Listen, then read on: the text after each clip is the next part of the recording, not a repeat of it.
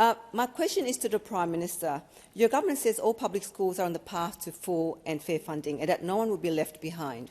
In Fowler, Bonnyrigg High has over 40 demountables and almost double the students it was built for. With 2,000 new homes under construction nearby in Newleaf, the local PNC have asked me about why their Commonwealth infrastructure funding was rejected. What federal funding will the Labor government commit to fixing critical infrastructure in disadvantaged schools like Bonnyrigg? Great question. Call to the Prime Minister. I might ask the member, and I thank the member for Fowler for her question of whether it's a public school or if that's okay. Just for a point of clarification, I understand it was Bonnyrigg Public. Bonnyrigg High School, public school. Public school. I thank the member. I thank the member for her question, and I'll make 2 points. One is that the funding of infrastructure in public schools is conducted by state governments. What we have done through the reforms and the agreement that I signed with the New South Wales Premier, Chris Minns, is to provide an additional $4.8 billion for New South Wales public schools.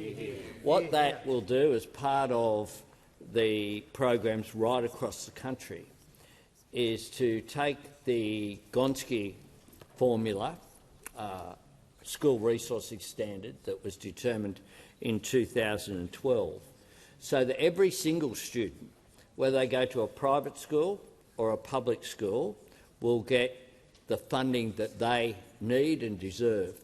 In particular, in disadvantaged communities will be the big winners, because what will occur is that funding of that additional $4.8 billion overwhelmingly will go towards disadvantaged communities and towards schools where students might need the additional dollars for additional tutoring, for smaller class sizes, for one-on-one education or in small groups.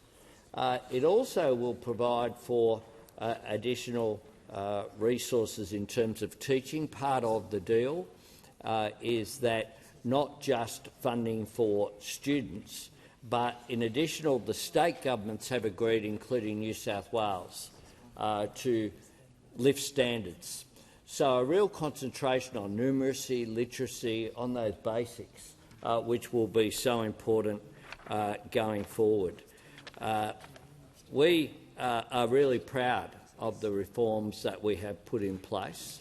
Capital funding remains for public schools, the domain of state and territory governments.